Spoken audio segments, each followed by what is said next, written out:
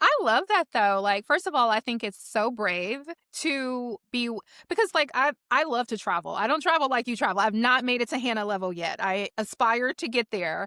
But I love travel because it's kind of like you said, like you get exposed to different cultures, different way of Mm, doing things. And I feel like the longer I'm in a different country, the more I learn about myself. Like as I'm learning things mm, about other people's culture, I also learned things about myself. I'll say example, I went on a solo trip to Colombia. I was so scared. I was so mm, scared. I'd never gone out of the country by myself. And I'd gone out of country before, but just not by myself. And for mm. me, it was like I had a great time, but it taught me that I could do something hard, right? Like I could step outside of myself, I could step outside Mhm. of my comfort zone. I'm smart. I know how to be mindful of my environment, but it really gave me confidence like a lot of things have not given me, right? Like I can do whatever I want to Mhm. do because I was in Colombia by myself and like you can't tell me anything now. So Yeah. I'm curious to learn like what did because you had to have learned like so many things about yourself and other cultures while you were gone. I would love to learn what you learned about yourself in a couple of the places that you've lived. Mhm. Yeah, it's interesting the first thing that popped in my head when you said that. Confidence, absolutely. I think that when I lived in my, like, comfort zone of, where I grew up and, then I moved to San Diego, lived there for many years, I have always kind of thought of myself as a pretty confident person, not too fearful of a person, like, someone's like, Mhm. "You wanna go do this?" I'm like, "Hell yeah, let's go." Not Yeah. too many things hold me back. But then moving to another country where suddenly you don't speak the language, you don't really know how the culture in the country does things, you have to Mhm. rediscover everything. Suddenly, I realized how much fear played a part in my life.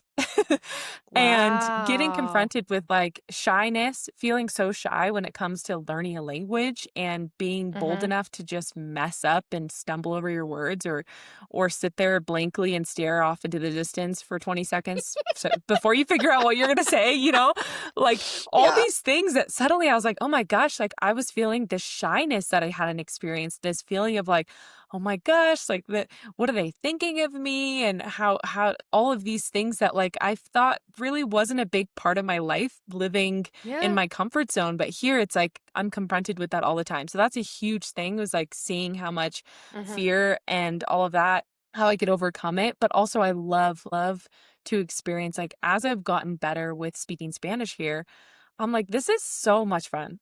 This is so Yeah. cool to I feel so much more confident in it now. I know like when I move to Croatia and I plan on like learning Croatian, it's like I feel like I'm going to be stepping into that with so much more confidence and so much more willingness to Yeah. just mess up. And that's really Yeah. the key, I think, with all the language learning is just being okay with sounding a little bit stupid sometimes. But Yeah. it's hard. It's hard. Like it's so much harder than you think. But the cool thing about it too is I think when I traveled before and I would be there only temporarily, I would Mhm. probably not really learn or try to pick up the language too much because I was like, "Oh, I'm just here for a Mm. couple weeks." But Yeah, yeah, now yeah. I feel that no matter how I travel, it's gonna be my goal to do that because I see when I'm in a restaurant, for example, and like I see a tourist come in and they don't even try to speak any Spanish at all. Like not even using Mhm. the translate app, just like only speaking English or they're speaking in like slang type of like, "Oh, we're gonna head out," or something. It's language like that, that Mhm. it's like for someone, if you're not don't know English, you're like, "What does that mean?"